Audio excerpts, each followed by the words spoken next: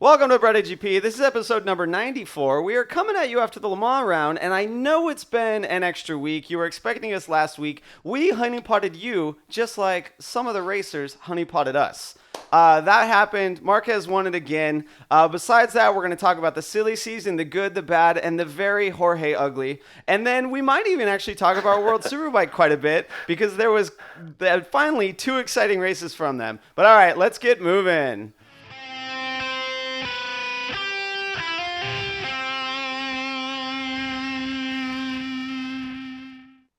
Yo, Kev, how you doing? So excited for a race in which Dovi crashed out and then Zarco crashed out and we saw Marquez win. I'm so excited. I've got myself a pick-me-up right here to get me going for this episode. So A without bottle of further ado, NyQuil for everyone listening on YouTube and not on I'm sorry, everyone listening on iTunes and not on YouTube. Oh my God, he's chugging. He's still chugging. Are you gonna finish the whole bottle of NyQuil?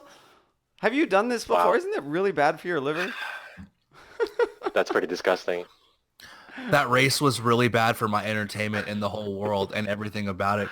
But it's cool though because he wins. Okay, so whatever. Maybe he wins this race. Maybe he's 31 points ahead. Maybe Dovi crashes out. Does it matter? I mean, does anything matter in the grand scheme of things? No one's gonna remember this or this race or this season or even this year or even Rob or Dennis or me. Eventually, the sun's gonna grow into a big red giant.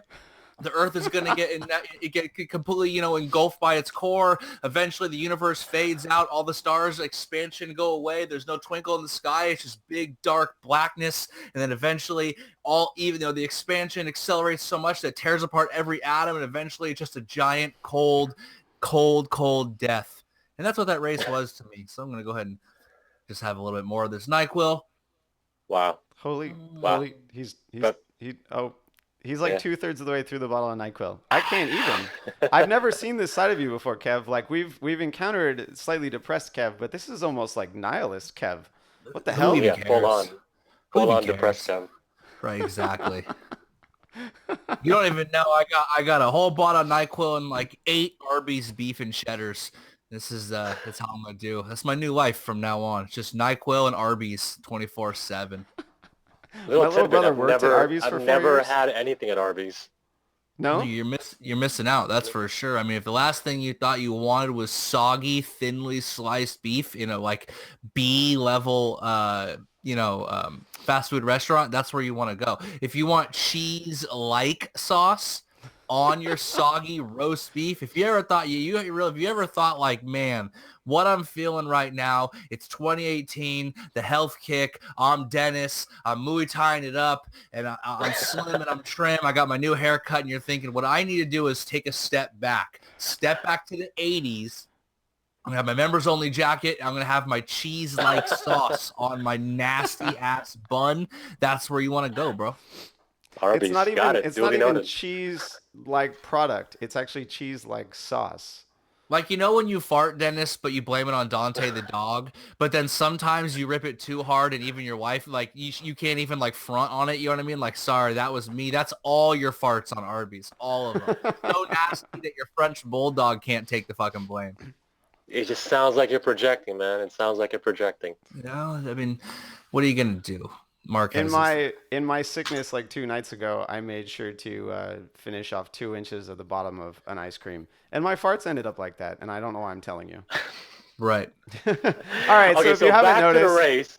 yeah, Back to the well, race, right? let's get back to our scheduled programming here. If you haven't noticed, Kev is over there on my left. Dennis is right below me. We got some content in the taking up the majority of the screen, and of course, right behind me is this cool Riders Law banner. And I Right?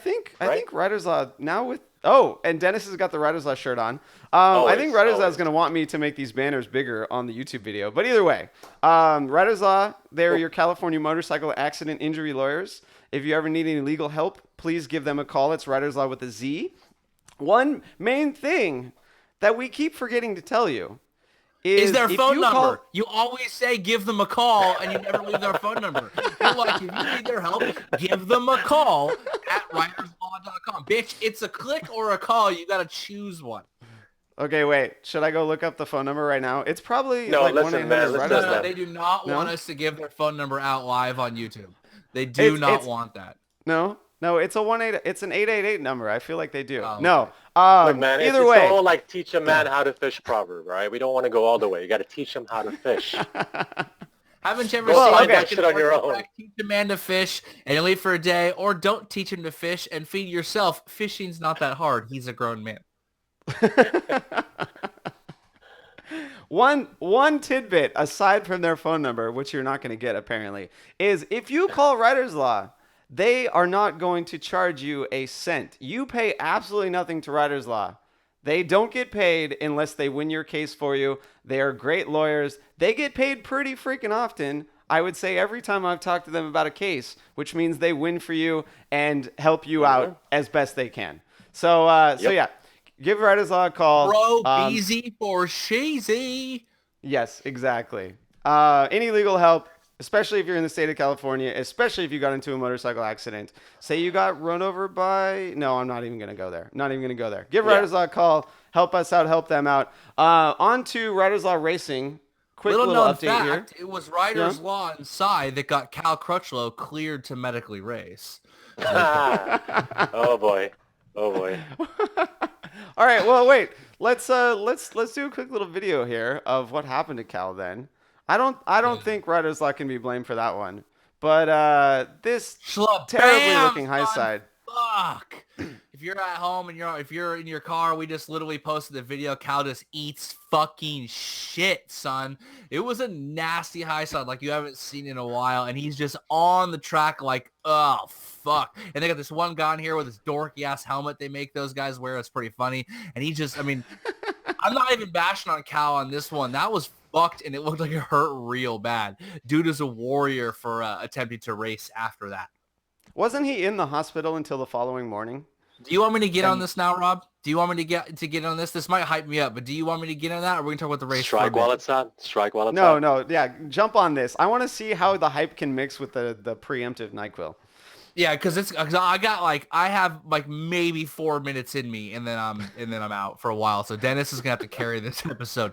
So that being said, if Rob plays that video again on YouTube, you see it. And if you didn't at home, go to our Instagram. Basically, Cal's hanging a right, and he just fucking high sides to the moon, smashes down on his hip and his back. They take him to the hospital. This is during Q2, I believe. So he ended up still qualifying. Q1. It says right there on screen. Right. Yeah, there he was. So he was like 13. So he was still in the middle of the grid somewhere when he actually raced. But they took him to the hospital. He was in observation.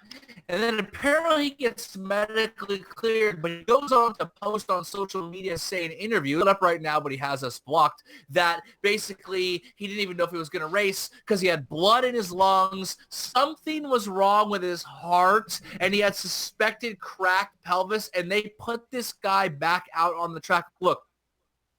I'm not even Cal bashing here, okay? Cal is a beast for trying to run that race, but he never in any possibility should have been allowed to race this race afterwards. And don't give me the shit about, oh, he made it over, because if he didn't, the amount of damage.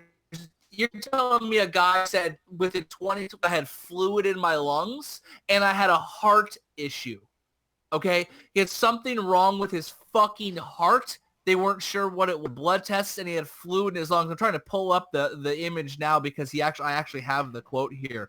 Say what it didn't. I don't have the quote on me, but basically, this guy had a suspected cracked pelvis. He had fluid in his lungs. He had something wrong with his heart and things going on, and he put him back on the track. This is so reckless. Okay, we've seen what happens.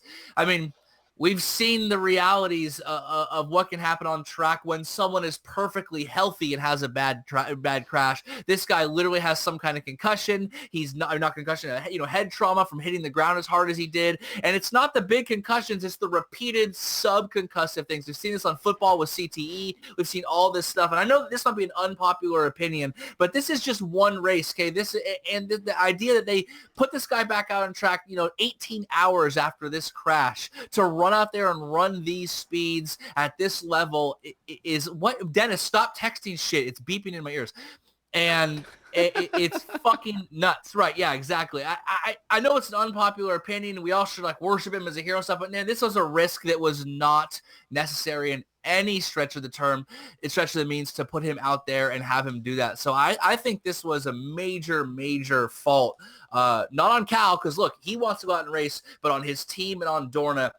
This is when you see a boxer take an unnecessary quarter and say, hey, man, it is your job to know more than this guy and throw in the towel. It's your job, Team LCR Honda, to know that he shouldn't be out there, man, in the long term. One bad crash, another high side. We've seen how many riders have crashed each other and had problems, enough that there's been some issues. The fact that they put him out there is unconscionable to me. I'm hugely against it, and that might be unpopular with a lot of like the bros or whatever, but that's my opinion straight up.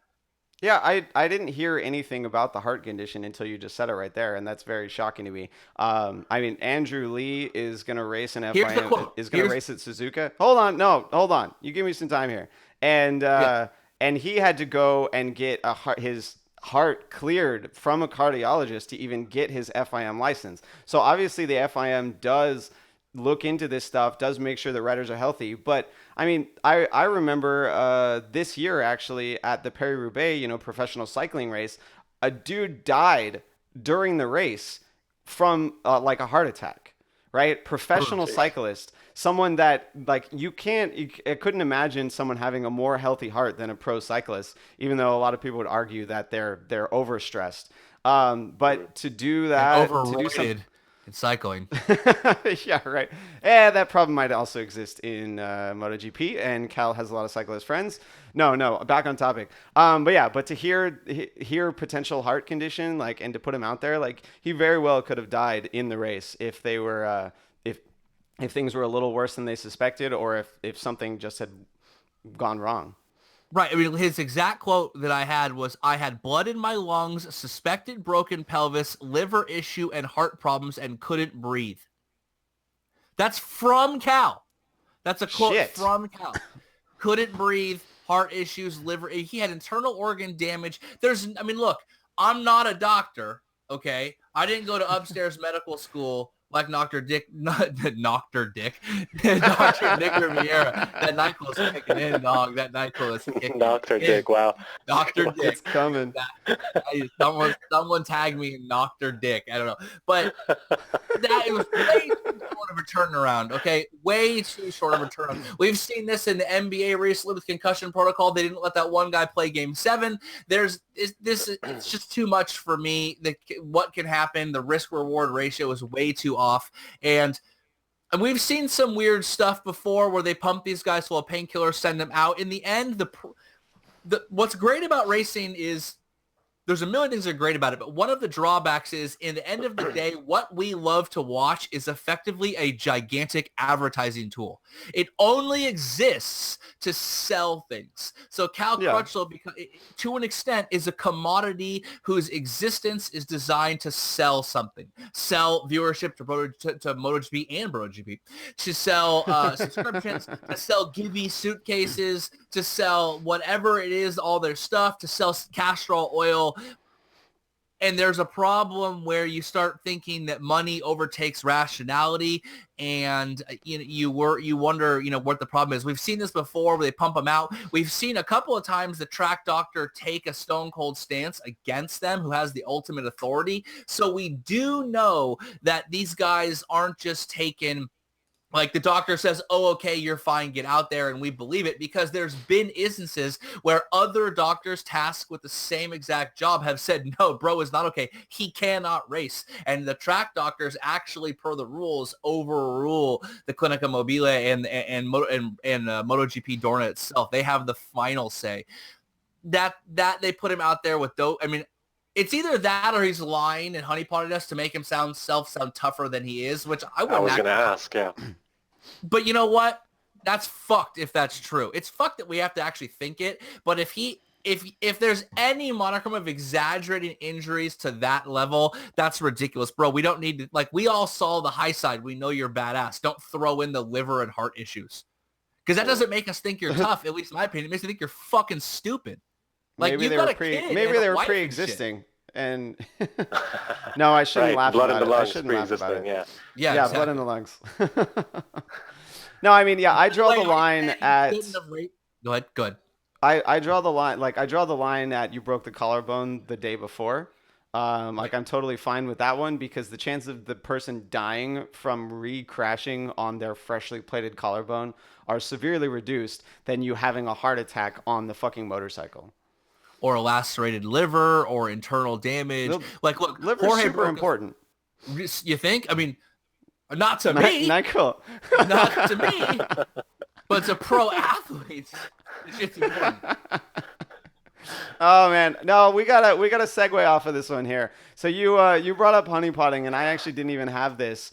Have Cal honeypotting us with his injuries on the on what we're going to talk about here. So let's actually get on to the race. We already talked about qualifying a little bit right there. I mean, Zarco put it on pole. Marc Marquez made sure that he was up front. But then in the race, Marc Marquez gives us our first honeypot. He gets a bad start and has to dice it up with a bunch of riders because, well, that was the honeypot, and all of it was because he was waiting for the hard rear tire to come up to temperature. Waiting for the hard to come up. What are you gonna do? Come on, say it. Come on, at least say title of Rob Sex Tape. This is actually a good time because this NyQuil's kicking in and Rob is talking about Marc Marquez. So I'm just gonna stretch out a little bit. Take it away, Rob. All right, Dennis, help me out here. I mean, when you saw Marquez drop back to 5th or 6th place, were you thinking this might be a good race? Dude, the Vizioso crashing, Zarco crashing. Oh, we're not there yet. We're not there yet. Marquez winning. Those are like the only three things I remember from this race. This race was so long ago. I already forgot it like two years of French class I took in high school, man. Yes, I mean, that is our fault. To be honest. Am I still asleep, or did Dennis just say he talks a little French? Fuck, talk dirty to me. Oui, monsieur. Yeah, oui. He actually I'm pretty sure the last recording we did, he signed us off with au revoir. So, yeah. And then that one guy was like, is it just me, or do you hate when American guys try to talk with an accent? And I'm like, bitch, Dennis was born in the Philippines, dog. He's like, oh, shit. I'm like, turn around. Snap. Snap, son. He is the most multilingual out of all of us by far. Yes. Yeah. Which is ironic because I'm like the one that talks the least. Yes, which is we're trying to train you here so that you can really go back and forth with Kev when he when I am sick and I'm manning from the sidelines. No, okay. So you don't want to talk about Marquez. I mean, for me, it was great to see him fall back a little bit because the last thing that I want to see is something like Coda or where he's just able to kind of get out in front and manage the race 10 seconds ahead. But he honeypotted us, right? It was the hard rear tire. He absolutely knew from the get-go that he was likely going to do this, and he absolutely knew that once he got it up to temp, he would have the pace to to challenge for the win. And challenge in his mind is so bummed by this race that like Petrucci and Valentino were on the podium together and I didn't care. You know what I mean? Like, God damn it! Like I forgot all about that actually. That picture, Rob. I sent you that one. Yeah, no, I'm getting there. I got one here with Petrucci. Yeah, I just mean the problem is that like, look, we even joked about before the season started that like the Honda was good, Marquez was great in testing, the Yamaha wasn't looking too good, Jorge sucked. Dude's gonna run away with the championship race. He's gonna win a bunch of races. It's kind of predetermined. I made that joke before. I don't really have a problem with him winning, but he won in the way where it was like Zarco crashing out, Dovi crashing out, like. It like ended my like the season in like this 5th race. You know what I mean? Like, oh my God, he's 31 points up already, whatever it is. No one's going to beat him that many times. You know what I mean? Like, who's going to go rattle off 6 victories while Marquez has a bunch of seconds and thirds to bring it back? You know what I mean? I mean, at this point, it's only Marquez that can beat himself. Right? So, right. And it's actually, what is it? It's 36 points. It's even worse. Brutal. But all right, you're done. We're done talking about Marquez for that instance. So let's move on to the second honeypot for me was Jorge Lorenzo getting in front early on his soft front, soft rear tire combination. And then actually we find out at the end of the race, well, one, that turned out to be the correct tire combination for the Ducati. Because like you said, Petrucci was able to put it on the box. He was also running the soft front, soft rear combination. Dovizioso had the medium front tire and tucked the front, which we'll get to in a little bit. But Jorge does the same thing we've seen from him quite a few times now. Gets out in front, holds up the field. I was stoked about it because when someone holds up the field, I just think about Qatar at the beginning of this year when Zarco was holding up the field and the great race that we had in the last couple of laps in that one. I thought maybe Jorge was going to do the same thing, kind of keep the top 6 really tight, allow for people to battle towards the end of the race. Didn't happen. Jorge Lorenzo falls off. Everyone finally gets by. He has no challenge whatsoever for race distance. Yeah, and actually our buddy Ryan on the BrotoGP Army page posted up some lap time comparisons of Lorenzo Petrucci versus Miller. He spelled Petrucci, which I like, using the tires. And, we had made that joke about how he puts on the soft so he can run like 6-7 laps to the front and kind of show off to try to get a ride next year because he legitimately might not be in GP next year. But like you said, it was the correct combination, but something is just simply causing this dude who used to be like the fittest, strongest, most mentally tough out there to basically fall off after 8 or 9 laps in terms of speed and capability. He's claiming it's the tank shape and shit like that, but I mean, come on, man. The tank shape, you're able to run those laps for a certain amount of time, then you fall off. What is going on here? Yeah, I mean, that's the second thing that we found out after the race was now he's blaming it on he wasn't really blaming it on his fitness. He's straight up blaming the motorcycle. He's saying the ergonomics of the GP18 are different than the GP17. It takes more effort for him to ride the motorcycle and he gets tired sooner. But that doesn't work with the results for me. Like you already brought up, he can do these fast lap times, but then his lap times fell off last year as well, right? Other than his one podium, or I don't even remember the number of podiums that he got last year. But other than those, like he could 2 podiums. Thank you, Kev. He'd pull out in the front of the race and he'd fall back after 6 or 7 laps on softer tires or even on the tires that Dovizioso had. So it's not the motorcycle, or at least maybe he didn't have the fitness last year. To me, this just screams lack of motivation, not trying hard enough, and he doesn't have the right setup. Right, yeah, because lack of fitness is an easily solved problem. And right. in all honesty, this lack of fitness should not be something that is bothering any of these guys because they're professional athletes. They only have one job. I mean, so I guess they have 2, ride the bike and do some PR on the side.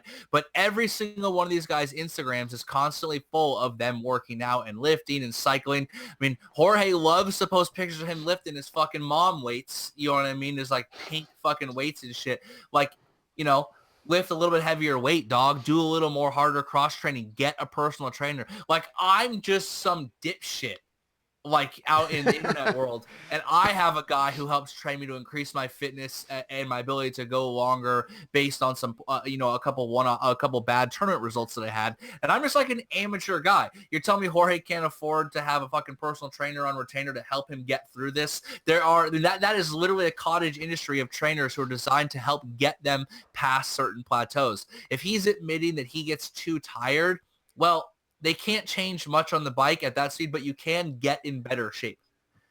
I mean, there was a time that's the easy fix compared to changing the bike. What happened to being finishing 5th with a broken collarbone the fucking day before? Or what happened to breaking both your fucking heels in a high side at Laguna and still racing like this? The idea that he's in his physical prime in terms of his age, in terms of where he should be at after this long of athleticism.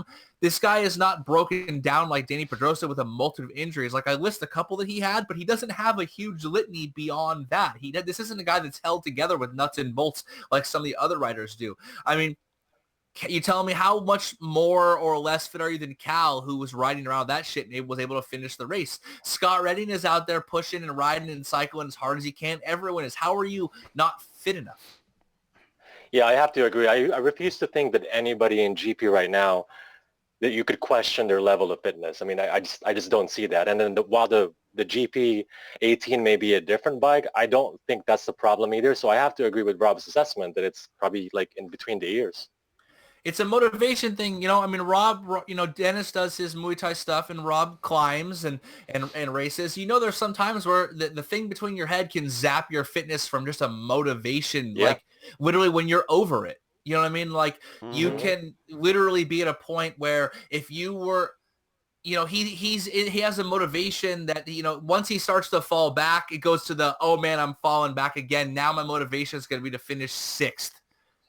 As opposed to winning, right? And this is a guy who's used to winning his whole life. He won races in his rookie season. You're talking about a guy that was so fit that he got a 250cc bike around on a pole lap that was faster than the reigning 500cc lap around the same track back when he was in the intermediate class. He's not fit enough. He just Remember his motivation. Shanghai, either 2007 or no 2008 or 2009, where he podiumed, getting up on the podium with 2 crutches on Right, after breaking both exactly. of. Yeah, like Right. dude, come on, where was that guy? Right. Yeah, Yeah. he's not riding the motorcycle for sure. No. That same Yeah. rider isn't there. Yeah, I mean it's very easy. Even I mean, you know, my venture into professional race distances is somewhat new to me. And in the beginning, it was definitely very difficult to make it through that final third of the race. It's a shit ton of work. And in those instances, it's easy to, you know, to pull the brake on a little bit sooner or to not brake as hard or to not roll the throttle on, right? And you lose time. And but like me, I can't really blame my fitness. It's just like it was new situations for me and I was losing confidence because I thought I was tired. I wasn't actually tired because well, you keep telling me that I've got bird limbs and shit. I'm a small light person. I'm in pretty good fucking shape. It I takes wasn't very actually little tired. oxygen or blood to move Rob's body. I can tell you Right. that right now. Yes, exactly. It's the best way to do it. That's how I got up Mount Whitney. Fucking Right. no oxygen required. I mean, the No, real yeah, but question it's is can he, it's not that he can maintain fitness, it's that can he maintain that level of grit and clenched teeth Mhm. to get 6th, to get 5th, to maybe yep. get 3rd, maybe, if everything fucking works out perfect. Maybe. This guy used to have a Yamaha where he would get out in the front and pound out laps like a fucking metronome, where his consistency of fitness and ability was, we're talking about 0.1% in differences. You know what I mean? And now he has a drop off that's so huge. He was known, that was his style. That was his whole shtick, right? Like Valentino Rossi's shtick is that everyone loves him because he's totally awesome. And Mark Marquez's shtick is he doesn't care and he'll smash into anyone to get what he wants. And Lorenzo's shtick was that give me clear track and I will run an entire race where I'm only changing my lap times by hundredths or a tenth of a second, and that's it. I can run those laps so perfect, so dialed, and I have my like rider connection so perfect that you can't break me. You can't mentally or physically break me if I have that clear track in front of me. And now he gets that clear track in front of him, and every single person on the track knows he's going to break. Everyone. Yep. Yeah, and he pretty much did it to himself. He broke before the race. Like Right. he knows he's gonna break at lap 6. Literally. All right, let's move on from Jorge.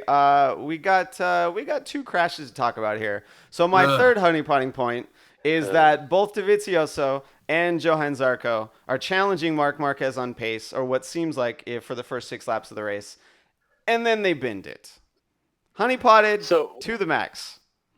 one of you guys remind me, when was the last time Dovizioso had a genuine mistake and crashed out of a race? Because I really can't remember. I'm sure it's happened, but I can't remember. I mean, I can't remember off the top of my head. It's very rare. You know, I mean, that was almost a knock on him for a while, right? He didn't take enough chances. He played it too safe. You know, he even, Iannone gets the first win on Ducati after the dry spell because he played it safe and basically let Iannone get the win, right? That was his whole drawback, his whole, like, the drawback to him, the cons to Dovi was he played it too safe. He's been taken out of more races than he's ever taken himself out. Right, exactly. The last one was definitely Valencia last year. Right, which... By himself?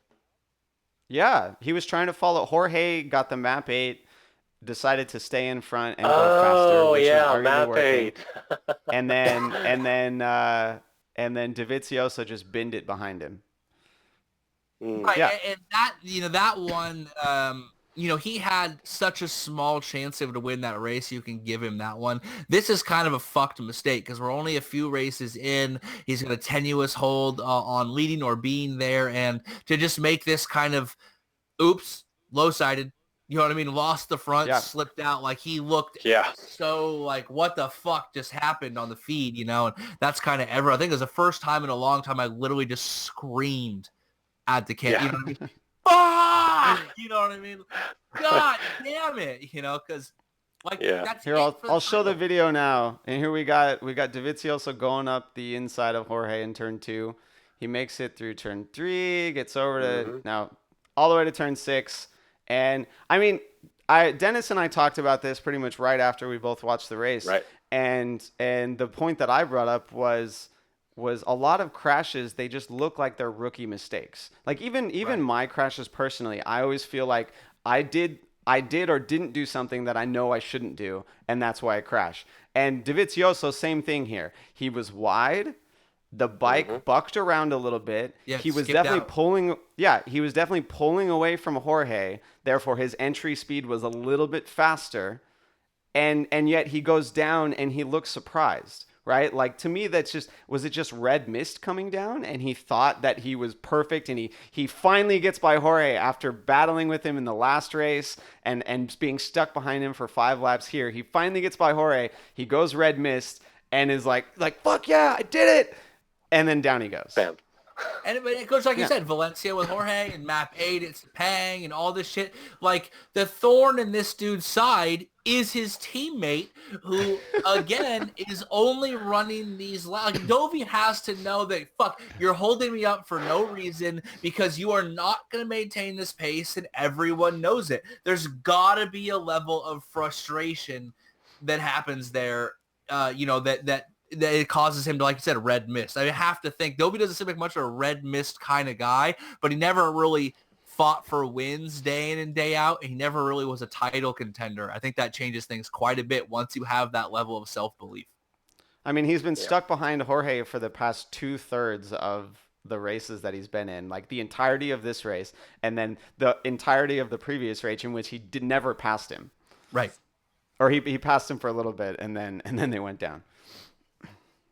Yeah, I mean, it's kind of fucked, and, again, I'm going to go with the blame on Jorge on this one. I mean, it's his blame, but I'm not blaming Jorge, but I can see, like, what the fuck, man? Like, at this point, I wanted Jorge to win on the Ducati. I really did. I thought it would have been a great villain role. I thought Jorge winning Ducati is good for the series. Ducati winning more is good for the series. But, again, the guy is just the anti-stoner to such a level that it's just like, get the fuck out of the way, because we all know this is meaningless. We all know that none of these turns, none of these passes mean anything. You're not going to win the race. You're not even going to podium. You're just going to hold guys up, and then you're going to fucking bail. Either you're going to crash into your teammate, or you're going to slow down. You're going to get 6th. Who cares? I mean, if it wasn't for crashing into the teammate, I'd be all for Jorge leading out consistently, like I already said before, right? He backs up the field. I think it makes for better races, but Dovi didn't realize that. He mind-fucked himself. Does it? Every time he fucking does it, Marquez wins. Also true. You're right. So, I mean, this time we needed Zarco up front holding up the field so we could have another Qatar performance. Right, the pole man. The fucking pole sitter. Yeah, right? All right, no, let's move on. So, let's move on to Zarco for this one. Oh, right. Dennis, you got something? Well, let me ask you guys this. About Zarco. Is this one of those standard home race curse, or just the fuck do you mean standard home race curse? What do you mean? It's your home round. It's your home round, and then you kind of buckle under the pressure and make a mistake. Is this one of those? I love how Dennis just gives us a big, nice grin when you go, what the fuck are you talking about? Yeah. Look, he's doing it right now. He's doing it right now, too. God. Look at those pearly whites. God damn. That's so fucking sexy. All right, so you don't like my question, then, is what you're getting at.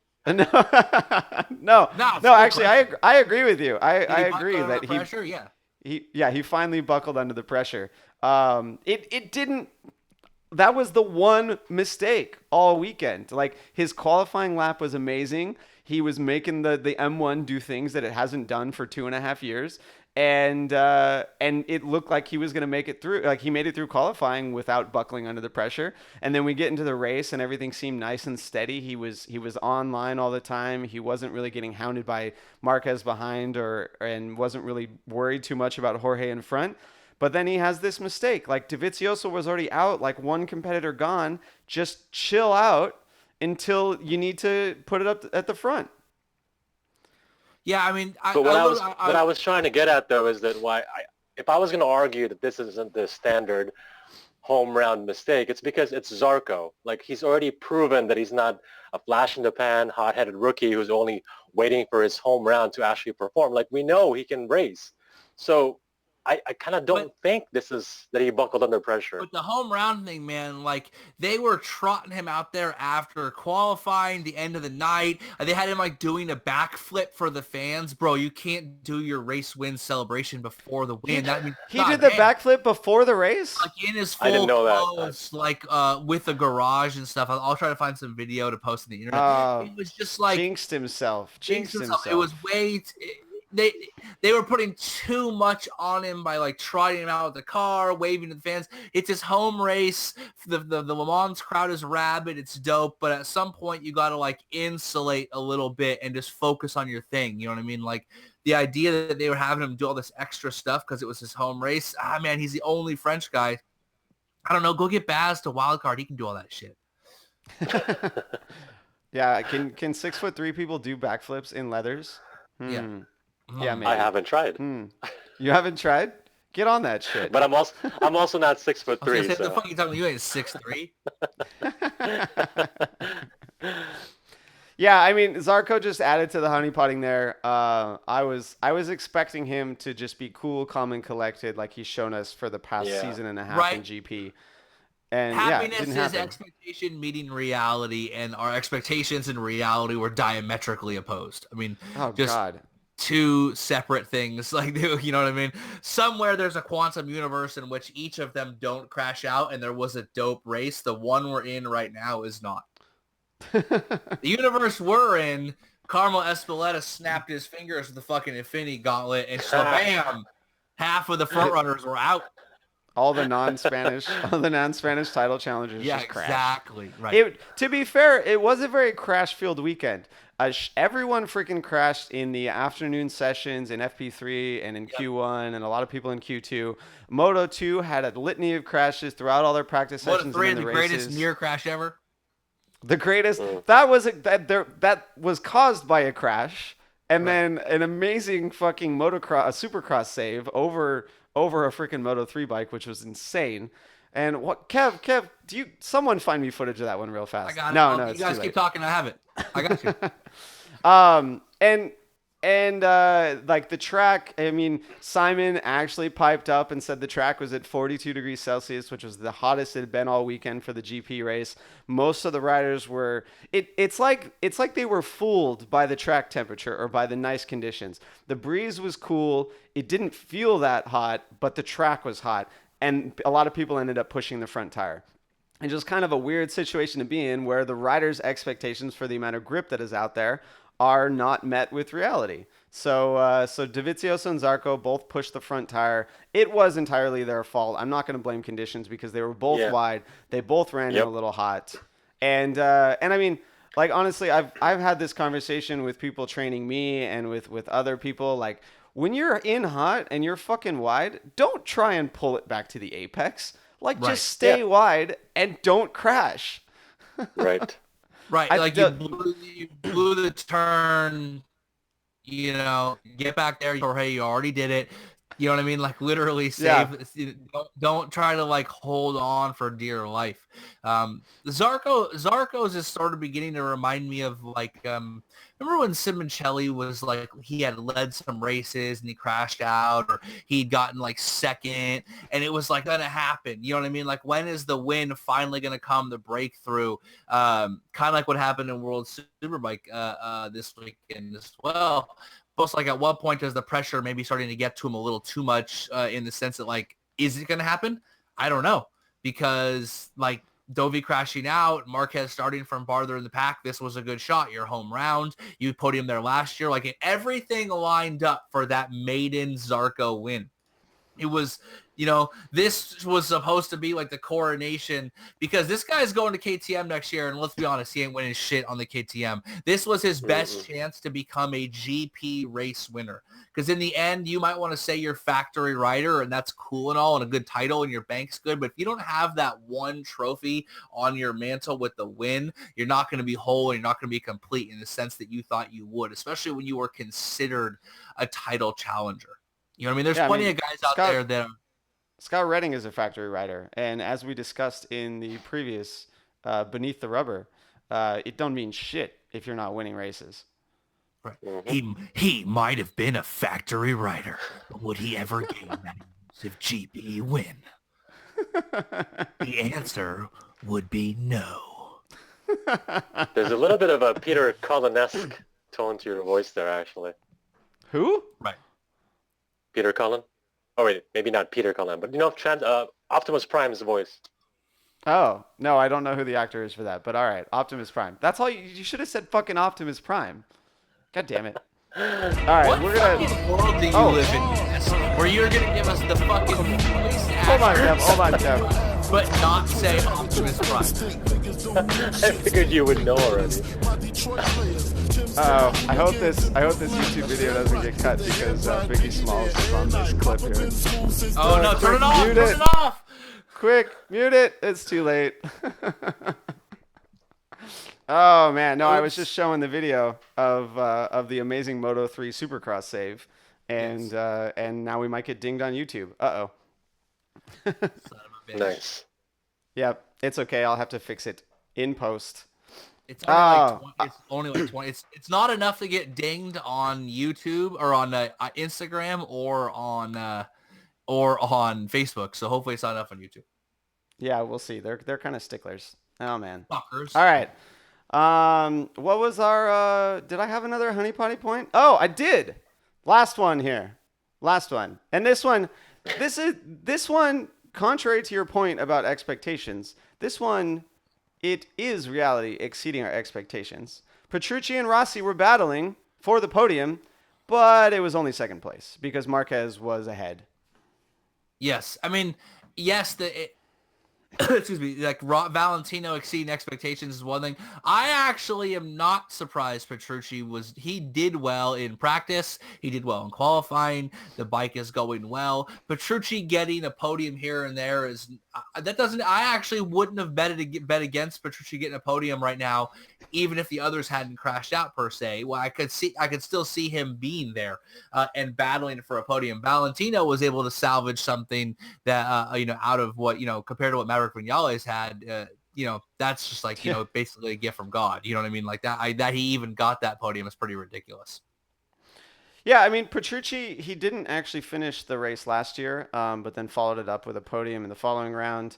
And yeah, it definitely seems like he had a little bobble there in the last few races, but has kind of brought his level back up. And he's really gunning for Jorge's job. Like, right. Ducati started talking shit, and he's just thinking, man, I'm fucking Italian. Ducati loves Italians. I am going after this ride. Right. I mean, we have Dovi. He's re-signed. He's got paid. Like, that's the number one star. And basically, Petrucci's thinking it's between him and Jack Miller, and he's going to go out there and do the best he can to put it on. And he gets a podium in the dry, and again, it wasn't really a gift for, he maintained it. He was up. Other guys crashed out, and he was able to beat the other Ducatis that didn't crash to show he was the best. And, when Dovi crashed out, he didn't follow suit. Yeah, no, so Petrucci was able to keep Marquez honest towards the end of the race there. It was good to see someone finally do that instead of the walkaway victories that we've had in previous races. And, he finished the race 2.3 seconds back. Even Rossi was only 5 seconds back. Like Jack Miller even said that if he had 2 more laps, he would have beat Rossi to the podium, which is something interesting to see. Like, it's crazy to see. It would be crazy to see both the Pramac Ducatis on the podium and Rossi sitting back there, and Jorge Lorenzo getting beat by both of them. But would it be that crazy though? Because at this point, I don't want to turn this into a Jorge episode, but the fucking Jorge Ducati experiment just ain't happening. Stop trying to make Jorge happen, Ducati. It's not going to happen. It's not gonna happen. Holy fuck. All right, well, I'm out of honeypotting points. Is there anything else you want to talk about more about the race, or should we just move on to some good, bad, and ugly silly season bullshit? We should. I think we should. Okay, we'll do it Dennis way.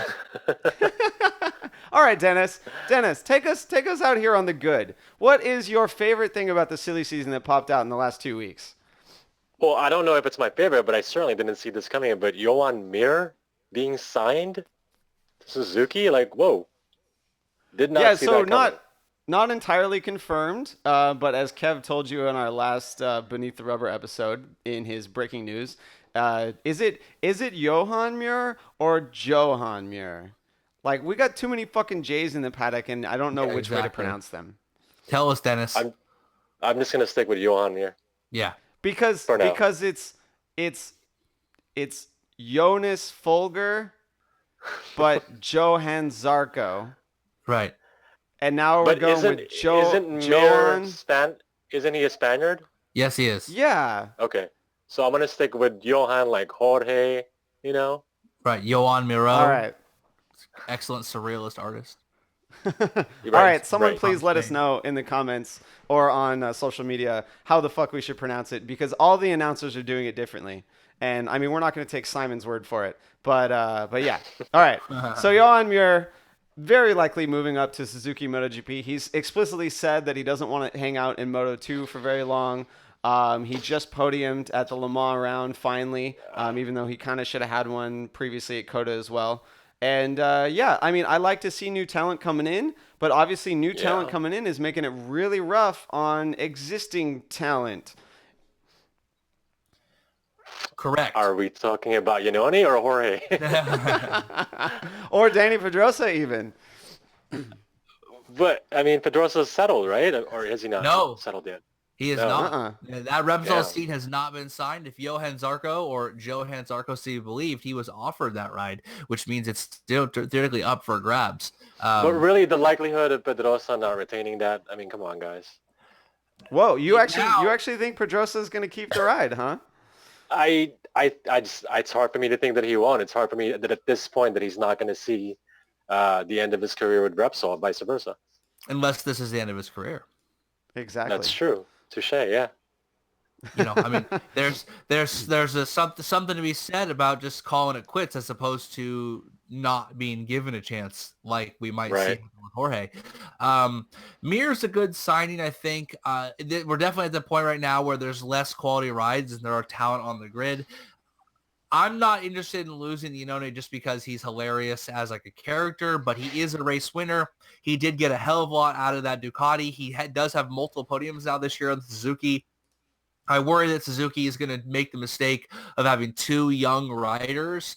Let's not act like Alex Rins is this big veteran who can help develop a bike and have direction and be the guy who gets results while they foster the young talent like they did with Alicia Spargaro and Maverick Vinales, because Rins is, a year and 5 races in. He missed a ton of last year. He is not like the steady Betty that you might want out of your factory rider when you're bringing up a hotshot young talent that's a little unproven.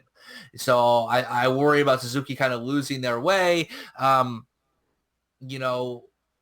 Mir, I think, is a talent. I think he's a generational talent. I've thought that for a while, but I worry about he has one podium. We really, really, really don't know what this guy's capable of, where his headspace is, what he's doing yet in the intermediate class. As we've seen, dominating and winning in Moto 3 doesn't necessarily translate. Danny Kent or Sandro Cortese or Louis Salam or a million other guys I could name who did really well in Moto 3 and then moved up and found it hard. So he's got one podium, but we don't really know what the metal he's made of yet, in the grinder class. And that's kind of one of the things that Moto 2 can do is force some maturity in you, because of what that class is. So I'm not. Yeah, I mean, if he needs to have the maturity forced into him in MotoGP, it's going to take him 5 years, right? Like Zarco is successful in GP, but he was in Moto2 fucking forever, right? A bunch of other guys that moved up quickly after their title years, didn't do that great, and now like we're only seeing Tito Rabat do better now because he's on a Ducati and he has better support, right? Like Morbidelli, Taka Nakagami, and Xavier Simeon and Tom Luthi are not doing that solid. And it's like, and even Jack Miller back when he got moved up and skipped Moto 2, right? Didn't have that maturity, didn't get good results, was arguably on really shitty motorcycles. But you gotta build the talent somewhere, and it's way safer for your career if you can do that in Moto 2 than do that in Moto 3. I mean, in GP. Sorry, I mean, Right. I do think there is a risk of him staying. There's a slight risk him staying in Moto 2 for the rule change, but he's Right. on. That's the real reason is the rule change. Yeah, He's trying to dodge that. he's trying to dodge the new motor, the new electronics, but to me it's a mistake because like as much as I would like to see him move up to the class and displace some of the crappier talent that's there, it's not looking like he's going to do that. He's going to displace someone that's actually really good and That's deserves the a thing spot. that worries me too. It's a good thing that you say about, you need a couple years to, if you move up really early, he may have a steeper learning curve. But if you're telling me that this is such an extreme example of what have you done for me lately, that Jorge Lorenzo, the guy who beat Valentino Rossi, beat Casey Stoner, and beat Marc Marquez, the only guy we actually know who can beat Marc Marquez for a title in the right conditions, might not have a ride at all. So what's going to happen to Mir if he has two lackluster years or he doesn't live up to his potential? You know what I mean? I mean, you watch, companies' stocks prices drop like crazy because they didn't even have enough projected revenue, right? Or, I mean, their profit margin wasn't as high as expected, and that could tank stocks for a while. What's going to happen to his fucking stock, prices if he doesn't come out like a bat out of hell? And Yeah, we really don't. where's the like the step down from a Repsol Honda or a factory Yamaha or a factory Ducati is to a satellite Ducati, and that's totally fine. Where's the step down from a factory Suzuki? Like you go to Aprilia or you're just completely out, That's right? it. And You go if to he, Aprilia or you're out. I mean, yeah, KTM. Excuse me. or KTM. I mean, he could sign for 2 years and do absolutely nothing, and then maybe no one will take a chance on him after 2 years, and he'll be back in the intermediate class pulling a freaking Lowe's and getting terrible results. I don't even know which right, Lowe's you it is. got to remember that as a rookie coming up right now, he's going to be coming up as a rookie with however many races in Moto2 against Pecco Bagnaia, Miguel Oliveira. Like, he has going to have some pretty strong comparisons. Now, yes, the Suzuki is a better one to come up to than your Mark VDS team, but, here's my thing. Depends on what Mark VDS is using next year. I would think it was dope that he moved up right now 100% if the rider that Suzuki was keeping was Andre Iannone. Really? I would think it was Actually, way yeah, better. I'm Because gonna have to agree with that. this goes back to my same thing. Look, a lot of people want to hate on Andre Iannone. We at BrotoGP love him. I think he's like one of the best parts of the paddock and the social media experience. And the guy's got multiple podiums on different manufacturers. He's won, he got Ducati back from the promised land, in our famous The Red King episode. If you want to go back to that, lots of Game of Thrones references in that one. 2016. But Rob's production values were epic in that episode. But we know what he's capable of, and just as he's getting good and coming to grips with the bike, getting podiums and looking fast, yes, he had a mistake. He also crashed out of this round when he might have got honeypotted by thinking he was going to do well after a couple podiums in a row. But I just see I see a team with Alex Rins and Joan Mir as easily getting lost. Pulling to 2017. Totally fallible. Like they're not going to trust they're not going to know when to trust the riders. The riders aren't going to know what the fuck to do. Like Rins doesn't have enough time on the motorcycle to be solid. Their test rider of Sylvain Gintoli doesn't have enough recent GP experience to matter, right? They're setting themselves up to be the new kids on the block that do absolutely nothing. Again. Yeah, again. I mean, and where does that lead them? They run for 2 more years and then pull out like Suzuki is known to. Yeah, I mean, in that regard, I did have this bit about Suzuki having two young riders and losing their way as a bad part of the silly season.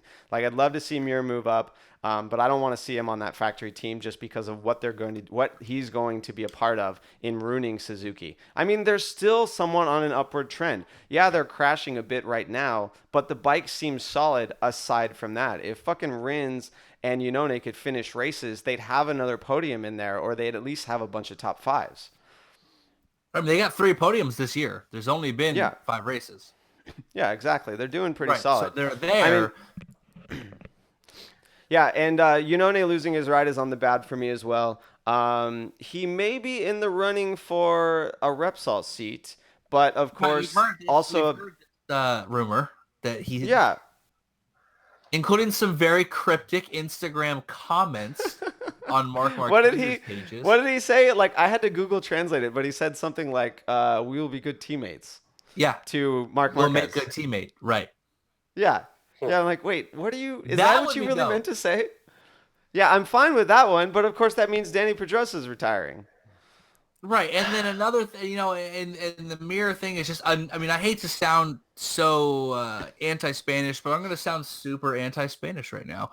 What are we, another Spanish factory rider? You know what I mean? Like, just another Spanish guy gets the special treatment, moves up early, doesn't have to do nearly as much to secure the factory riders other guys do.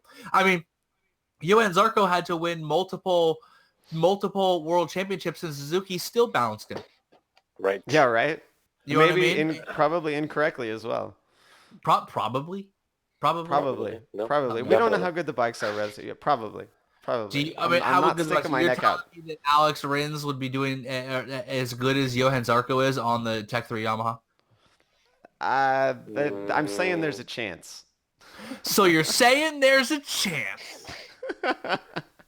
Dennis, tell us how sad you would be if Dani Pedrosa retired. Actually, I wouldn't be. I mean, I would have to ask, like, really? if he didn't retire, what exactly is left for the guy to do other than win a championship that he'll never win? Oh, he's never going to win it. No, that's exactly. Absolutely So certain. I mean, there's nothing else left for him. If he were to retire, I could not fault the guy. Yeah, his best finish is 5th this year, which he got by beating Jorge Lorenzo to the race that we were discussing. In the race that we were discussing. And that's not a good look for the guy that's supposed to win 2 races this year, right? He's retired out of two of 5, and he's got 2 7th places and a 5th. Like, this is really looking like this is the year that I don't ever want Valentino Rossi to have. Right, exactly. Like, that's such a good way to put it. And I don't want Dani Pedrosa to have this kind of year either, right?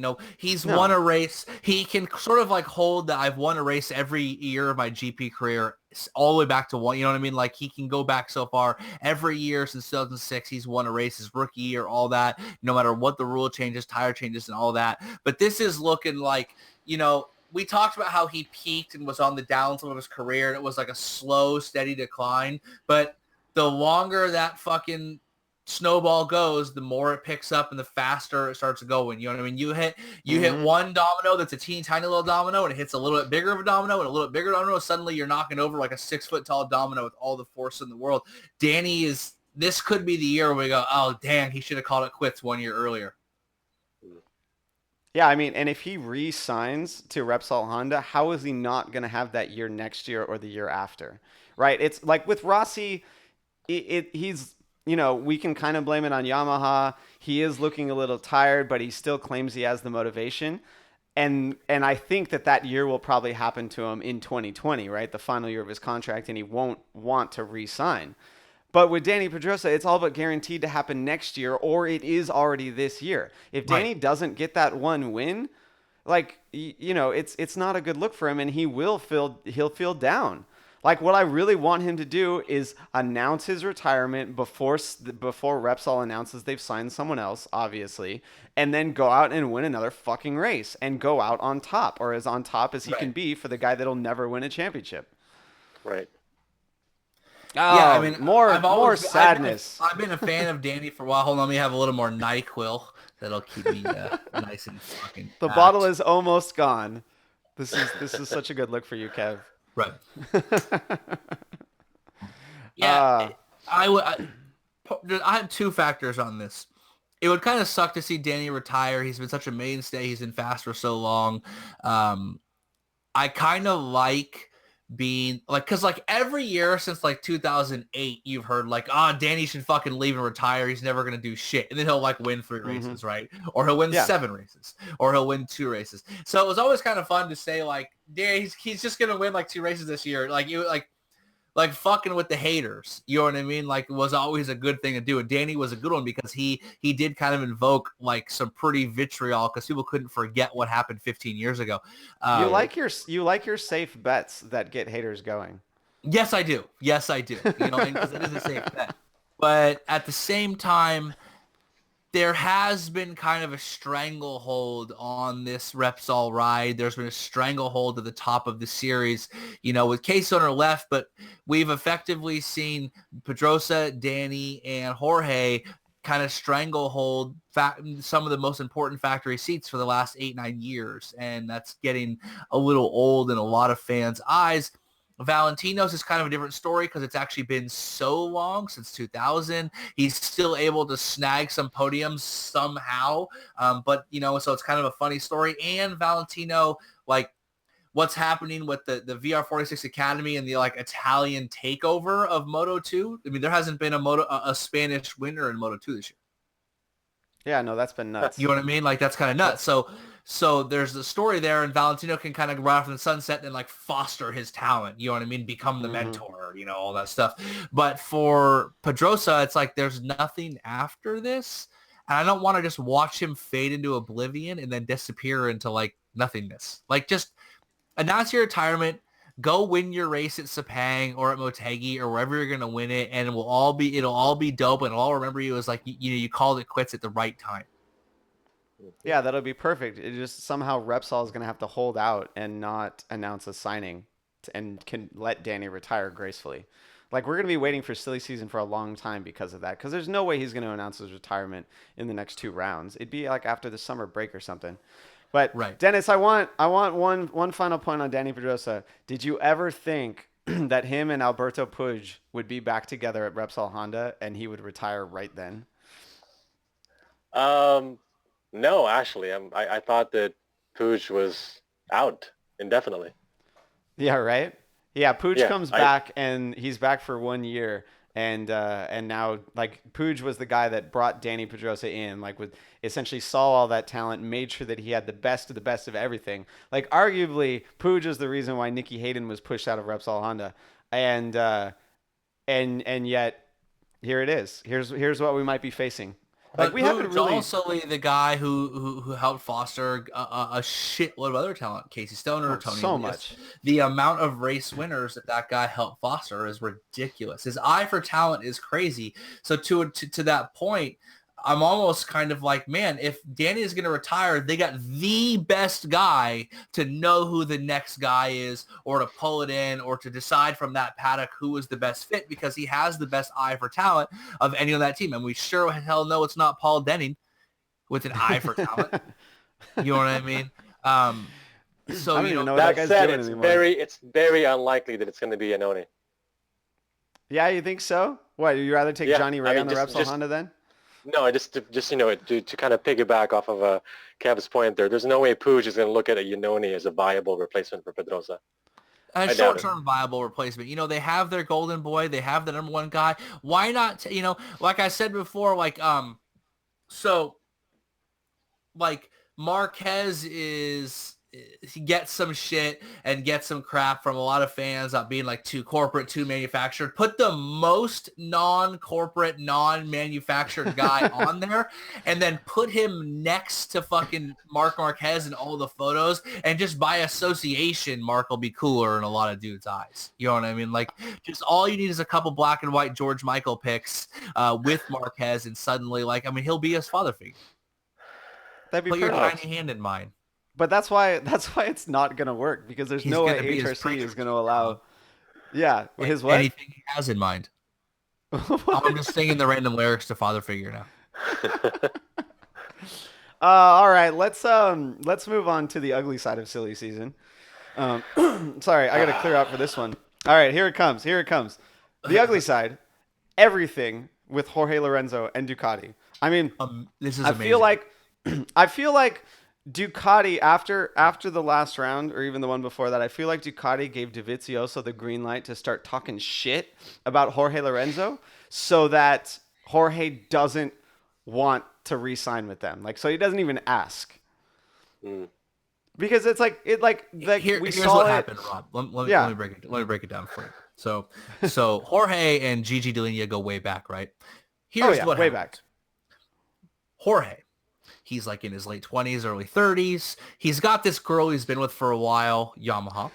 And it's kind of boring. It's kind of lame. They're stuck in a rut. Their like routine is boring. They get home from work. How was your day? Blah, blah, blah. Pops a couple Coronas or Modelos. They watch Grey's Anatomy for like the 90th time, right? Oh, Who knows? gross. It's boring. Yeah, exactly. Then, boop, beep, pops up. Girlfriend from high school on his Facebook. What's up? He starts thinking about the good times. Starts thinking about like what she looked like back in high school. You know, he starts thinking of all the shit they did. Young love. It was so perfect. It was so pure. Why did we break up? We were so dumb when we were 18 or 19 or 20. We never should have broke up, right? Submarines the fuck out of it. Okay?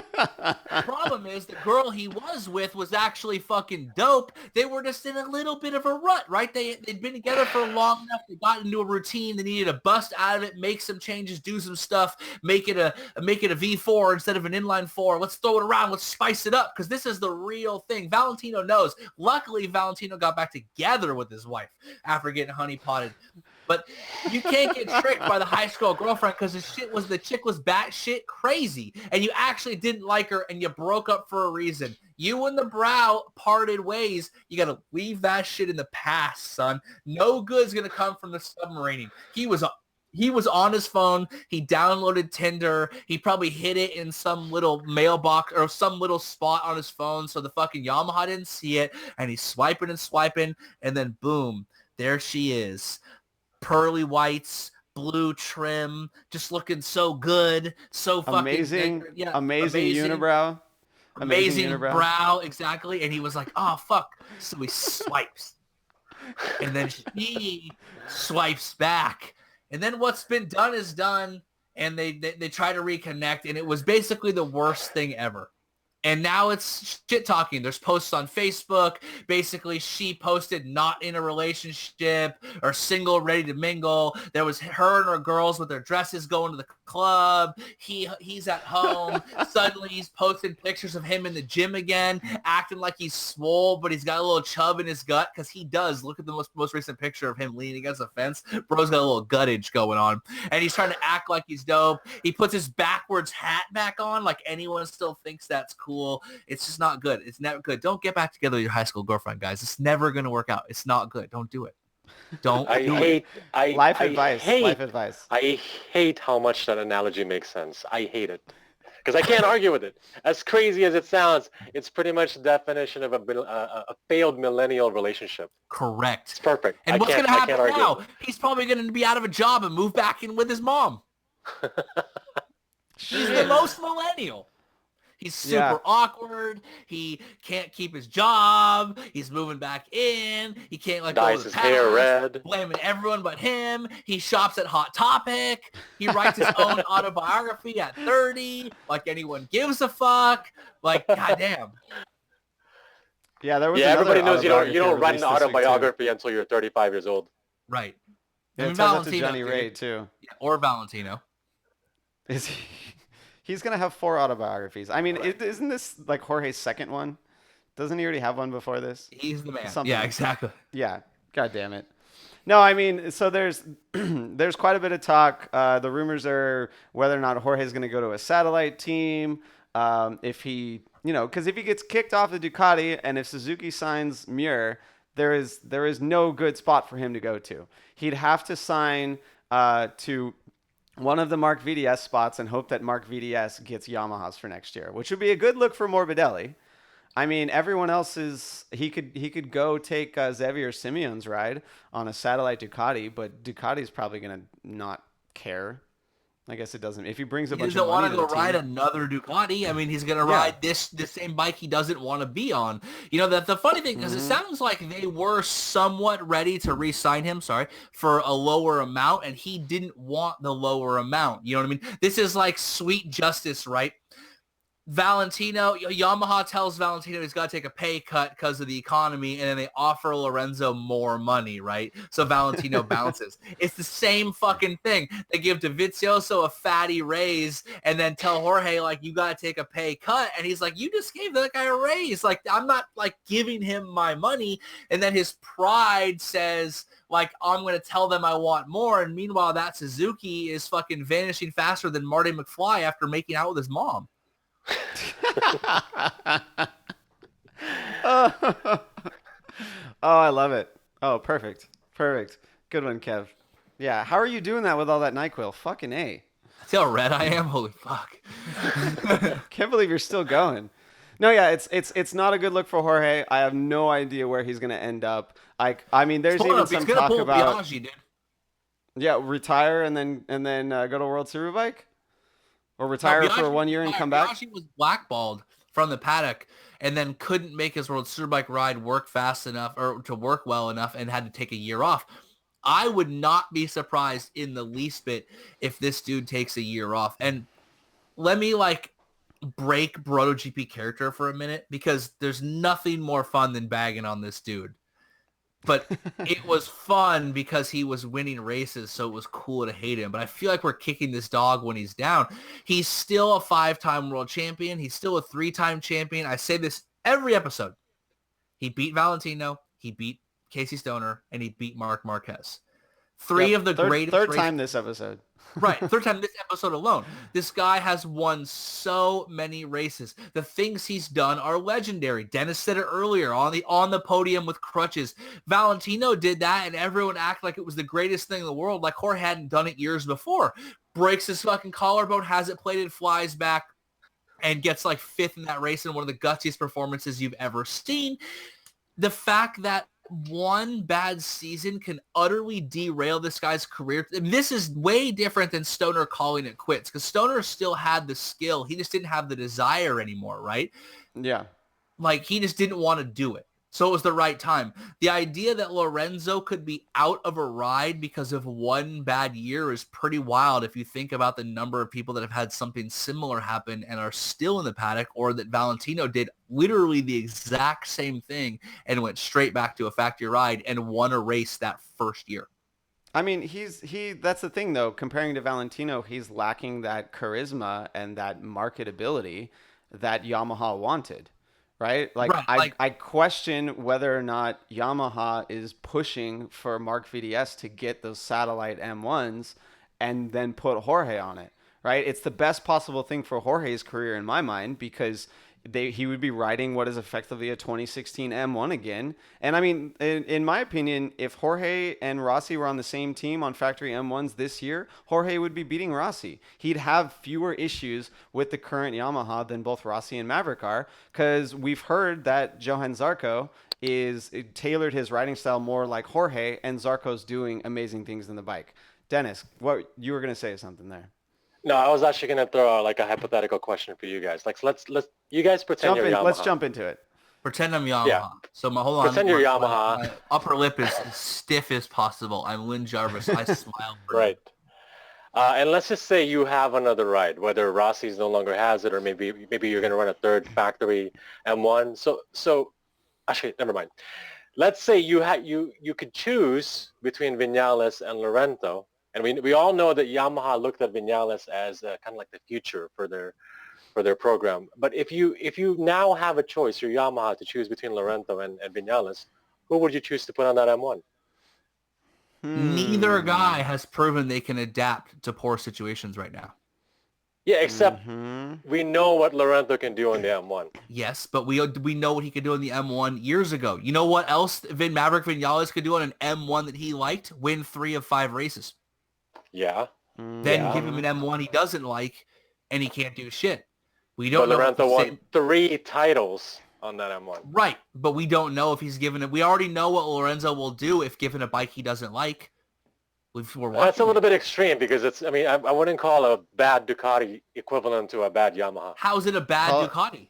No, I'm Everyone just saying, but like, him can ride it. This is not Bring Rossi up the 2010. bad Yamaha then, right? Like the second he got on Michelin's and they didn't have a handle on the electronics and it rained a little bit, Jorge had a pretty crappy year for Jorge. Right. yeah, I remember that. Yeah, I mean, here's the I'm thing. taking the guy that has 59 points right now versus the guy Who's that in has second 16 place. points.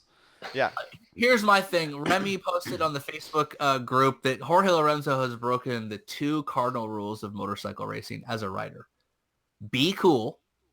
Don't be uncool. Fortunately, he's broken those so badly that the idea that he could be I mean, if you're going to break the first rule, you can't break the second rule too, right? Like if you fuck up the first one, if be cool isn't in the cards, you can't be uncool too. You got to be in that middle ground, dog. Like Maverick Vinales is in that middle ground. He's not as cool right now, but he's not patently uncool. He's just a whiny little bitch, but we know he's a whiny little bitch. And he's there. And he could turn it around. There's a chance. But yeah, no, Jorge was Jorge ever cool? No, and that brings me to some go ahead. No, I was just laughing.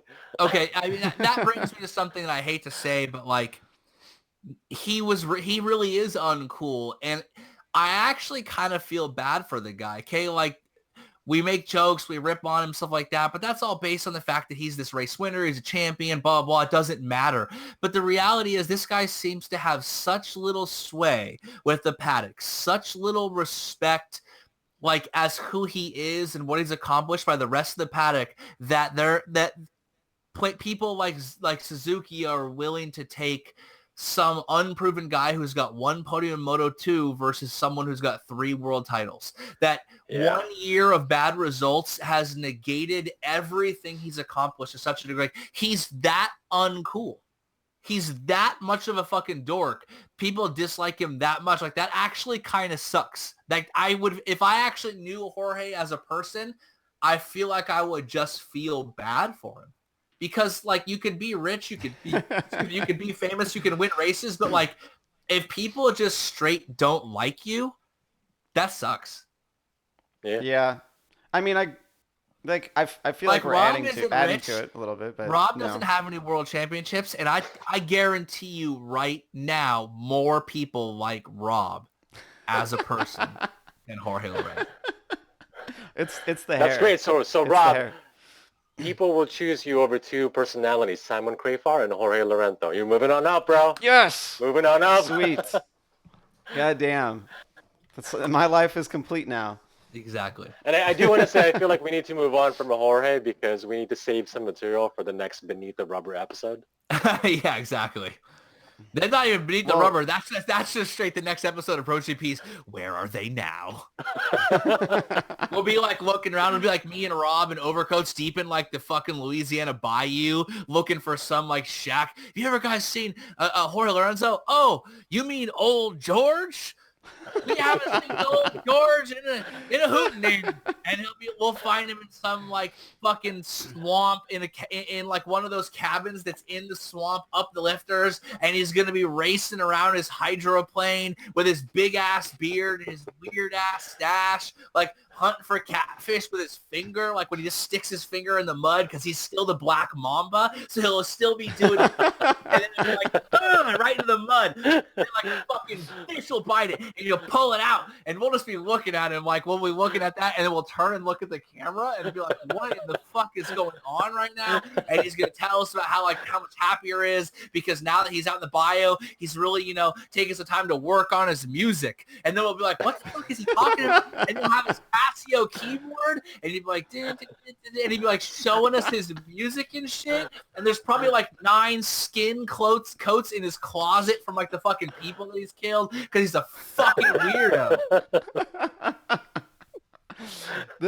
Can we please somehow get footage? Remy, help us out with a Photoshop or something. We need Jorge noodling for catfish. Oh, yes. Old George. Poor George, right? Yeah. Poor George. Oh, you mean old crazy George? He lived way out in the swamp. Let me tell you what right now. And the guy that's going to be telling us that he's the old crazy George is going to have like 3 teeth, not missing, but 3 teeth maximum.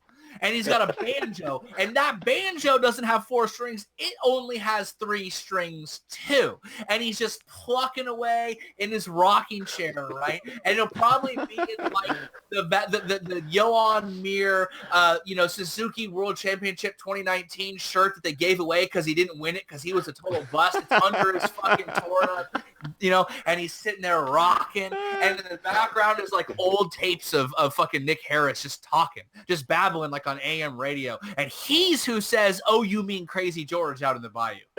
Dude, I want to meet this MotoGP fan. Like, he sounds fucking amazing. Yeah, exactly. He'd be a better commentator than Simon Crayfire. Plot twist, sure. That MotoGP fan is me. Give it another 10 years. Yeah. Kev will end up in the bayou. Yeah. All right. You know entirely too much about that guy for him to not be you. Yeah, right. He's planning out his alter ego for the next episode already. Right. All right. No. So let's talk about something exciting. You're gonna be very surprised that I'm bringing this up. Ironically, yeah. Let's spend like 5 or 10 minutes here talking about World Superbike. What? Yeah. No, I'm serious. All right. I got a little teaser picture here of the 2 Yamahas.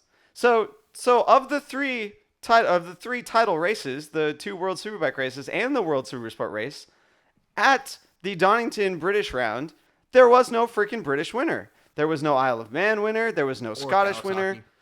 There was no Kawasaki winner. Fucking Yamaha took the double in World Superbike, thanks to Michael Vandermark, which is fucking shocking. Finally. Is it shocking?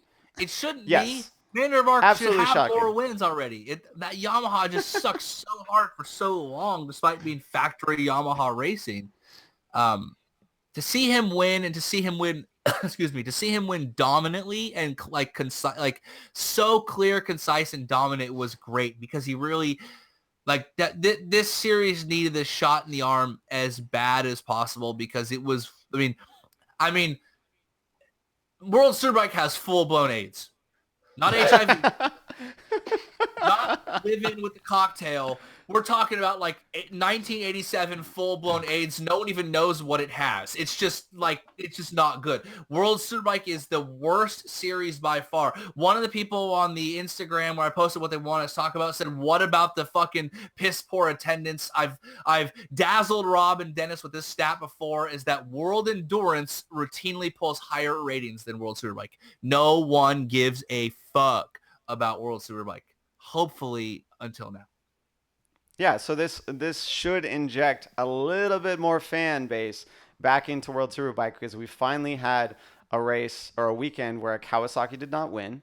Ducati kind of shit the bed, but we'll get to that. And we have a new winner, like Michael Vandermark. He threw on that different construction or different profile rear tire, used the edge grip that he got out of that amazingly in the first sector of the track, and was able to gap Johnny Ray enough so that Johnny Ray couldn't fight back in the tight turns at the end of the lap, and fucking won both races. It was insane. And I mean, we've been World Superbike, to go back to the whole start of this episode, World Superbike has been honeypotting us with rule changes after rule changes of how they're going to make the racing better. And this is the first instance where something different happened.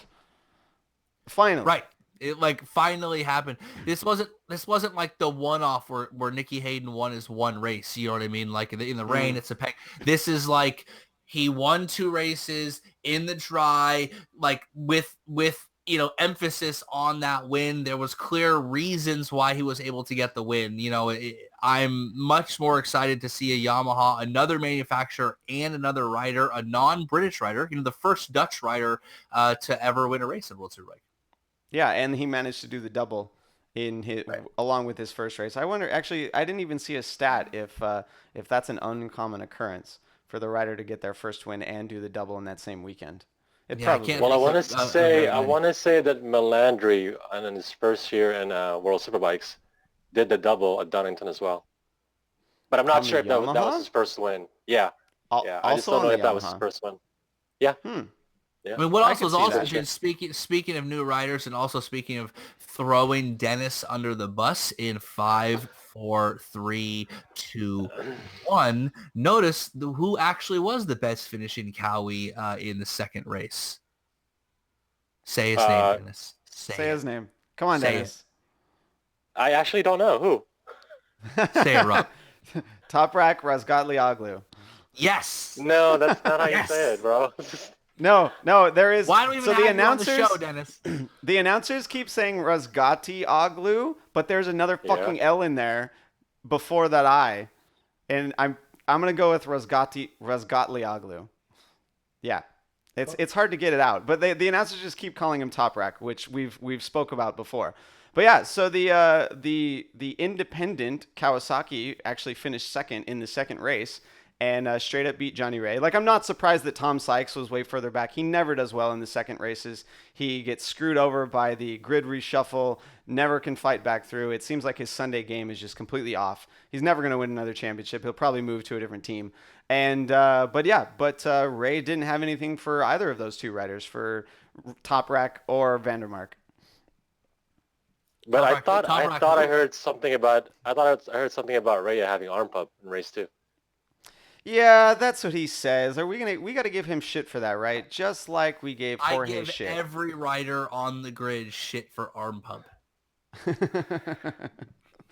Go fucking rock climb, guys. Then you can pull the Yeah. brake lever harder and not have to worry about it anymore. Right. The idea that arm pump is one of those electrical gremlins. Like when you're a mechanic, you can just say like, it's an electrical problem. When Repsol doesn't want to explain why their motor blew last year, right? Electrical problem.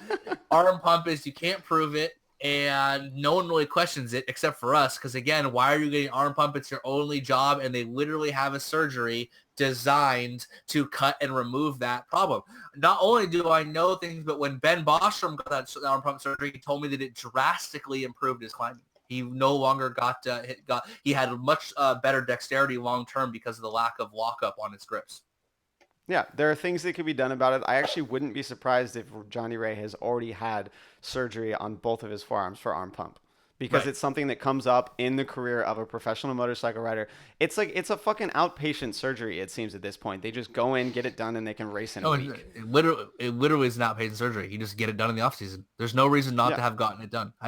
And the idea that you could have arm pump, but that again, that just means is you weren't in the shape that you should have been. Yeah, I mean, Kawasaki has been dealing with some interesting front braking woes. They're the only team on the grid that I can tell that is running brake ducts, and they actually had to petition FIM and Dorna to allow them to do that, and they kind of did under fucking safety or whatever, because Right. it's likely a performance advantage. In my mind, they should put on different brake pads that run cooler, or they should not brake as hard. But instead, they still want to keep fucking winning. So they need to cover this. They need to produce this advantage by running brake ducts. And hell, I mean, if they weren't allowed to, maybe Vandermark would have won a little bit sooner. Yeah, and I really think that's what World Superbike is all about, is balancing rules between manufacturers so that every manufacturer has an equal chance to show what they want to sell. We've talked about this a million times before, but it's true. World Superbike is an avenue where it's not purely branding, it's also machinery itself. You are selling the R1, you're selling that, ZX10, you're selling the Panigale, so you're not just selling the branded name Yamaha or Kawasaki. So you got to have some way to level the playing field, whether that's displacement differences and all that, to make sure. That was the whole point of the change to 1,000 cc's. I mean, I go back to watching World Superbike when Haga was riding R7s and popping diet pills. So, and racing was dope. The fucking 750 Hondas were amazing. Like, if you're going to make this a series that races current model bikes for that reason, not homologation specials, effectively GP bikes that you sell on the floor that upgrade, they have to do more balancing act to balance these bikes out. And yeah, and they've been very unsuccessful. Like, this is the first instance, like we already said, where something different happened. Right, because it's been Kawasaki and Ducati for the longest time. I mean, there were other flashes in this race. Both Aprilias looked pretty good. Loris Baz on the BMW looked good in the second race. There were some great results. because everyone else did kind of good, I kind of feel like this is going to be a Donington only thing for the rest of the season. We're going to go back to our regularly scheduled Kawasaki dominance, and it's going to suck once again. But hey, I think this is what, our second World Superbike episode of the entire season. So an exciting race happened, and we're talking about it. Yeah, exactly. And we want more. I actually wanted to... Go ahead. I just wanted to say that, and not to get like sullen ever, but, it's basically been just over a year since Nicky Hayden passed. Vandermark has the 69 on his hump. He, I thought, and so did a lot of our fans, the majority of our fans being, English speaking, that it was pretty fucking rad for that 69 to be on the top step again in some factor, in some facet. It was pretty cool. The timing worked out well. Michael Vandermark was a huge fan of Nicky's and kind of has continued to race the sticker and the leathers and all that. And I thought it was kind of extra cool that he was able to do it, rocking, the invertible 69 number of Nicky to put on the podium. Agreed. Dennis, you were going to say something there before. I was going to ask you guys a question. It's great Vandermark won, but the fact is Ray is still leading the points comfortably. So my question is, which is more likely to get shaken up at this point? Marc Marquez winning the GP title or Johnny Ray winning the SBK title? Ugh. Marquez is more likely to get shaken up because he's more likely to do it to himself. Like every single win that he's had so far this year, he's crashed in the race. He just so happens to have saved it. Johnny Ray, not so much. Right. I keep thinking to myself, like, he crashes every weekend. There's got to be a time where he crashes and pops the collarbone. There's got to be a time where he crashes and hurts his ankle. You can only play the odds for so long. I mean, maybe not. And we joked about how this was the secret reason we all hate him, because he does stuff you're not supposed to do, right? He's actually so good. You can't respect the talent because he's too good for reality, right? Like, there should be repercussions to this riding style. I still think at some point that repercussion is going to happen. Whereas I don't think Johnny Ray has any repercussion other than rule changes, which he can adapt to. I don't know. It's a long shot. I have a hard time seeing any of them being disposed right now. I mean, Johnny Ray is so far ahead at this point that if Kawasaki loses 250 RPM, I think he'll still be fine. Like, right. It's not, he'll limp it home. Because, yeah, he'll limp it home at worst. And I mean, because his title challengers, Ducati, they were nowhere, right? Chaz Davis, I think, got a fifth kind of in race 2, was further back in race 1, and that was the best that he could do. Like, Marco Melandri crashed out of the first one and had nothing in the second race. Like, it's just a bad look for them. And then if they do get their shit together, like at tracks that favor Ducati later on in the season, Marco and Chaz are going to take points off of each other. Whereas right. Sykes is taken 5 points off of Johnny Ray this entire season so far? The only thing I see disposing Johnny Ray is either a rule change or that the new Panigale is such a fucking monster that they can't hang. You know what I mean? The new V4 that comes out next year. Yeah, but we're talking about this year. We're talking next year. Yeah, if we're talking about this year alone, I don't see either of them. Terrible. Let's go back to talking about Vandermark. It's way more exciting. In fact, in this picture I got up of Vandermark, Johnny Ray is behind him, which is the one, right? Because that's the one thing we always do. We World Superbike always descends into a bagging on Johnny Ray because, like, fuck him. But Yamaha and Vandermark, it's like a cool thing to talk about. It's the young gun. He's Dutch. He's the first kid. I mean, that's the first Dutchman to win a World Superbike race. If you're the first dude from your country to do something, that's rad. Yep. And it's not like the Dutch aren't heavily like the first guy to do crack. That wasn't so rad. Like, I was the first guy in the U.S. to do crack, son. That's not as dope. The first guy to chug a bottle of NyQuil on BrotoGP and still make it to the end. Still make it. That's actually kind of dope. That's kind of dope. Yeah. You guys don't know. It's gonna be hard to follow that up, man. Right. That's because I didn't crash my bike yesterday and have liver damage. My liver is operating in tip-top shape. It's working overtime right now, but it's filtering that booze. It's filtering the liver's, it's one of 2 organs that actually regenerate, right? Right. The other one being your skin. Right. Dude. All I keep thinking is the episode of Simpsons. You see, your epidermis is showing. It is? Perfect. Go follow Dr. Zayas on Yes. on Facebook, everyone. Yes. Shout out to Dr. Zayas. We love a good Shout out Simpsons to Dr. joke. Zayas, one of the best pages there is. Oh man, I mean, we could talk about Ducati a little bit more, but just like Dennis kind of already brought up, Ducati is handing Johnny Ray and Marc Marquez the title in their Right. respective series. It's just it's not a good look for either of them. They're in trying their really respective hard what? in their respective ways. Series Their respective it is? series. Their respective. Yeah, no, Who drank the it's night? not like.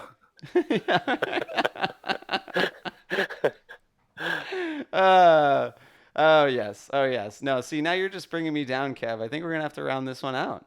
Okay, speaking of bringing you down, I did post on Instagram and Facebook if people had stuff they wanted us to talk about. And you'll notice that this episode's coming to you a little bit late because Mr. Rob had fallen ill again and was unable to record.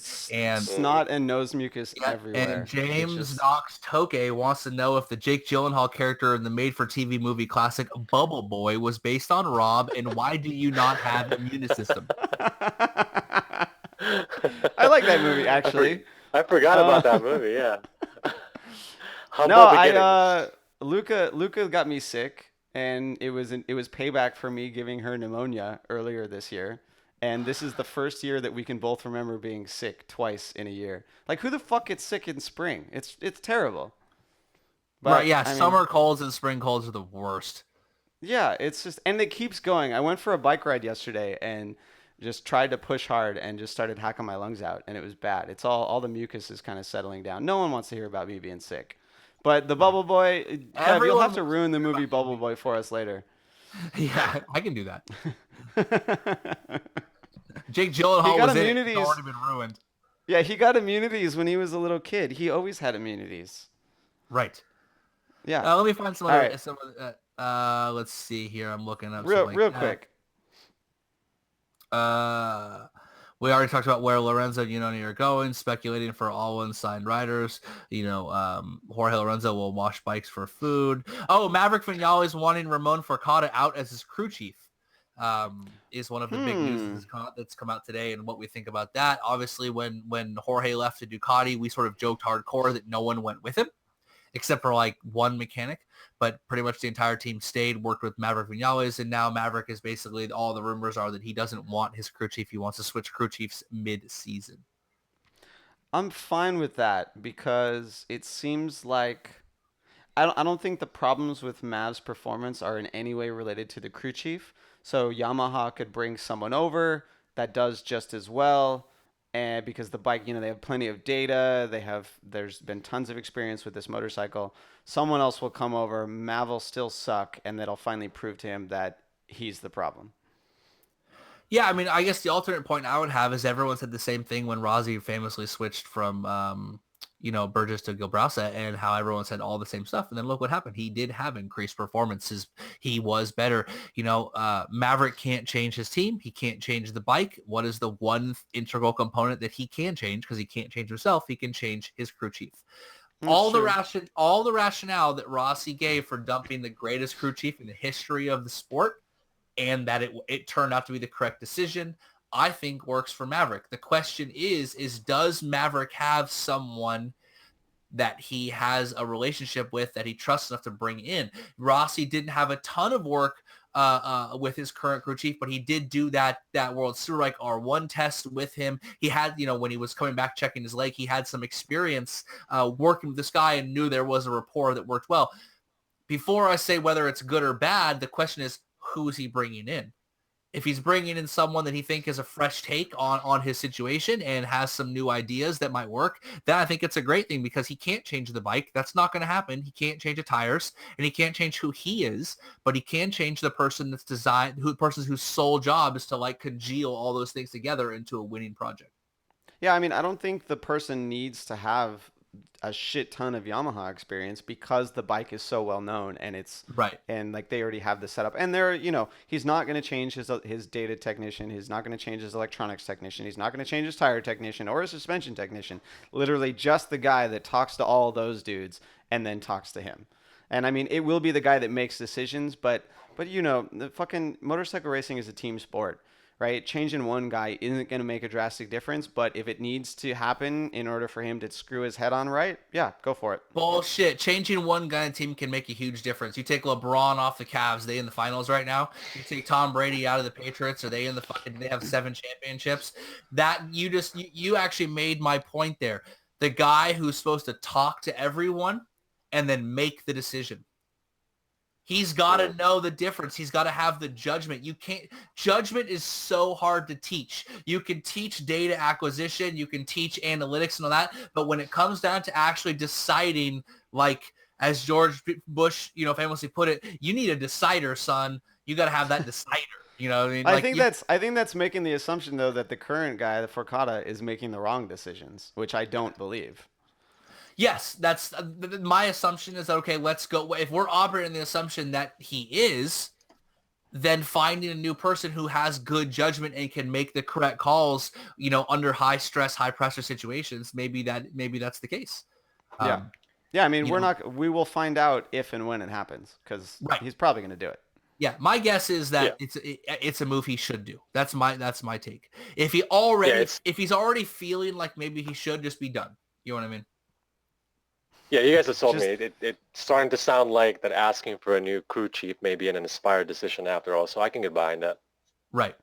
I mean, when you think about dumping the girlfriend, you might as well just fucking rip the Band-Aid off and just do it.